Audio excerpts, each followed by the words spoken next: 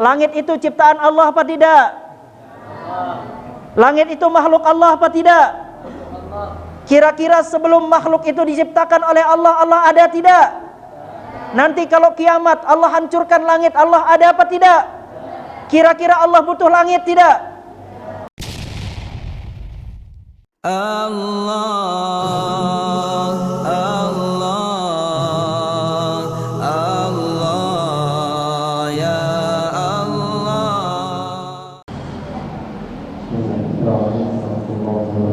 Waalaikumsalam warahmatullahi wabarakatuh. Jadi akhir-akhir ini banyak membahas tentang keberadaan Allah Subhanahu wa Ta'ala. Nah, bagaimana sekarang pendapat ulama Ahlussunnah wal Jamaah mengenai keberadaan Allah Subhanahu wa Ta'ala? Iya.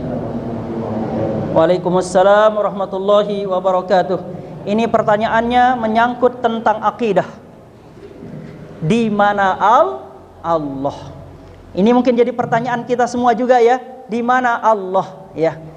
Ketika ada pertanyaan menyangkut tentang di mana Allah, maka berarti kita sedang membahas tentang ayat-ayat di dalam Al-Qur'an. Di dalam Al-Qur'an Allah Subhanahu wa Ta'ala turunkan ayat, ada namanya ayat muhkamat, ada namanya ayat mutasyabihat. Jadi Allah turunkan ayat, ada yang muhkamat, ada yang sudah jelas maknanya, dan ada yang mutasyabihat yang masih samar makna di dalam Al-Quran. Dan di antara ayat yang mutasyabihat itu adalah Ar-Rahmanu 'alal arsy istawa. Ar-Rahman itu istawa di atas aras, itu apa maknanya? Dan itu termasuk merupakan ayat mutasyabihat. Ada lagi ayat mutasyabihat yang berkaitan dengan yadullah fawqa aydihim, tangan Allah di atas tangan-tangan mereka. Ada lagi ayat mutasyabihat wa yabqa wajhu rabbika dzul jalali wal ikram, dan yang kekal adalah wajah Allah Subhanahu wa Ta'ala. Jadi kalau kita bicara tentang di mana Allah, maka kita berbicara tentang akidah, dan kita berbicara tentang ayat muhkamat dan ayat mutasyabihat.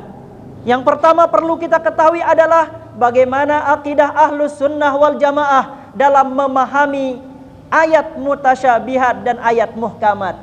Dalam memahami ayat mutasyabihat, Ahlus Sunnati wal Jamaah memiliki dua model pemahaman. Yang pertama bernama tafwid. Apa namanya?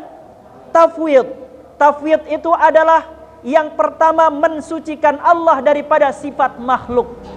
Jadi Allah itu laisa kamitslihi syai'. Allah itu tidak sama dengan makhluknya. Artinya Allah tidak butuh tempat, Allah tidak butuh waktu, Allah tidak butuh makhluknya, Allah tidak akan mungkin sama dengan makhluknya. Yang kedua, tafwid itu artinya adalah menyerahkan makna ayat mutasyabihat itu kepada Allah, yang hanya mengetahui maknanya hanyalah Allah. Sehingga ketika kita membaca ayat mutasyabihat, Yasin, Toha, Kaf, Ha, Ya, Ain, Shad, atau ketika kita membaca ayat yadullah fawqa aydihim, atau saat kita membaca Ar-Rahmanu 'alal arsy istawa, itu ayat mutasyabihat. Kalau menggunakan metode tafwid, artinya adalah wallahu a'lam. Hanya Allah yang memahami apa arti dan makna daripada ayat mutasyabihat. Itu menurut pendapat ulama salaf, bukan ulama salafi ya. Ulama salaf, ulama kita Ahlus Sunnah wal Jamaah di masa dahulu mayoritas berpendapat dengan pendapat tafwid. Yang pertama mensucikan Allah dari sifat makhluk, yang kedua adalah menyerahkan makna daripada ayat mutasyabihat itu kepada Allah. Yang kedua, ini pendapat ulama Ahlus Sunnah wal Jamaah al-khalaf, ulama khalaf, ulama masa sekarang. Itu berpendapat dengan takwil. Jadi ayat mutasyabihat itu ditakwil.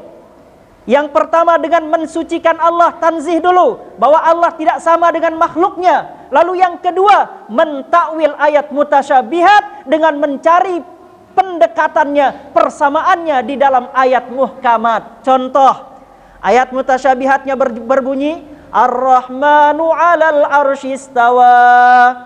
Allah Subhanahu wa Ta'ala itu istawa di atas arasy. Maka para ulama Ahlus Sunnah wal Jamaah mentakwil makna daripada Ar-Rahmanu 'alal arsy istawa adalah dijelaskan dalam surah At-Taubah. Apa bunyinya dalam surah At-Taubah? Fa in tawallau faqul hasbiyallahu la ilaha illa huwa alaihi tawakkaltu wa huwa rabbul arsyil azim. Jadi makna Ar-Rahmanu 'alal arsy istawa artinya adalah Allah itu Rabbul Arsyil Azim. Allah menguasai, Allah memelihara, Allah menciptakan, Allah pemilik, Allah yang mengatur arasy. Jadi bukan Allah membutuhkan arasy. Jadi Allah tidak butuh arasy, Allah tidak butuh tempat. Dan arasy itu adalah makhluk Allah Ta'ala yang paling besar. Andai dunia ini, langit, bumi, planet, isinya diletakkan di arasy-Nya Allah, maka semua makhluk itu bagaikan cincin ini. Jadi makhluk dunia dan segala isinya itu kalau diletakkan di arasy, itu bagaikan sebuah cincin dibandingkan dengan dunia dan seisinya ini. Hanya sebesar inilah besarnya dunia dan segala isinya jika diletakkan di aras makhluk terbesar ciptaan Allah Subhanahu wa ta'ala. Nah, jadi dalam memahami ayat mutasyabihat itu, maka para ulama Ahlus Sunnah wal Jamaah mentakwilnya. Ya, ditakwilkan bahwa yang dimaksudkan dengan Allah itu istawa 'alal arsy, itu artinya istaula, Allah menguasai, Allah memelihara, Allah memiliki, Allah yang menjaga arasy yang diciptakan oleh Allah Subhanahu wa ta'ala. Nah, kalau misalnya ada yang mengatakan Allah itu di langit, ada yang mengatakan Allah itu di arasy misalnya, saya tanya dulu nih, langit itu ciptaan Allah apa tidak? Langit itu makhluk Allah apa tidak? Kira-kira sebelum makhluk itu diciptakan oleh Allah, Allah ada tidak? Nanti kalau kiamat Allah hancurkan langit, Allah ada apa tidak? Kira-kira Allah butuh langit tidak?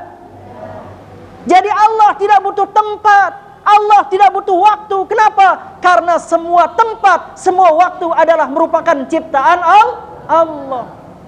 Lalu ada yang bertanya, Ustaz, lalu kenapa kalau kita berdoa kita menengadahkan tangan ke atas? Kita berdoa seperti ini. Atau kalau kita menunjuk takutlah kepada Allah, kenapa kita menunjuk ke atas? Setiap kali tangan kita menunjuk ke atas, setiap kali kita berdoa lalu kita membuka tangan kita menghadap ke atas, itu tidak berarti Allah ada di atas. Kalau ada ayat yang berbunyi tentang Allah di atas, misalnya kita membaca Subhana rabbiyal a'la wa bihamdih, maha suci Allah yang maha tinggi. Yang tinggi itu bukan tempatnya, yang tinggi itu adalah martabat Allah Subhanahu wa ta'ala. Jadi kalau ada ustadz lagi ngomong takutlah kita kepada Allah, bukan berarti Allah di atas, bukan, tetapi menunjukkan betapa tingginya martabat Allah Subhanahu wa ta'ala, sehingga tangan kita menunjuk ke atas bukan menunjukkan makan, bukan menunjukkan tempat, tapi menunjukkan martabat ketinggian Allah Subhanahu wa ta'ala. Maka berhati-hati kita. Ada golongan yang menafikan sifat Allah, itu namanya Jahmiyah. Dia mengatakan Allah enggak punya sifat. Ada lagi golongan yang menjadikan Allah Ta'ala itu seperti makhluk, namanya Mujassimah, menggambarkan Allah itu seperti makhluk. Allah butuh tempat. Di mana Allah? Di langit. Kalau jawabannya di langit, maka berarti orang yang mengatakan Allah di langit itu adalah golongan Mujassimah, yang menggambarkan Allah seperti jisim, seperti makhluk yang membutuhkan tempat, sementara Allah Ta'ala tidak butuh tempat. Sebelum waktu diciptakan, Allah sudah ada. Bahkan kalau tempat dan waktu itu hancur, Allah pun akan tetap ada. Jadi kalau ditanya di mana Allah, jawabannya adalah sesungguhnya yang Maha mengetahui di mana Allah adalah Allah. Seharusnya kita tidak bertanya tentang di mana Allah. Fokus menjalankan ibadah, laksanakan sholat, menyembah Allah. Suatu saat kita nanti akan diperjumpakan dengan Allah. Allah Subhanahu wa ta'ala menguasai tempat, ya enggak? Kan kalau kita takbir kita mengucapkan Allahu Akbar, Allah Maha besar, artinya semuanya kecil. Langit, arasy, bumi, manusia, malaikat, jin berada dalam genggaman Allah. Jadi Allah Subhanahu wa ta'ala tidak butuh tempat, yang butuh Allah adalah tempat itu sendiri, karena semua makhluk ini berada dalam genggaman Allah Subhanahu wa ta'ala. Wallahu a'lam bissawab. Allah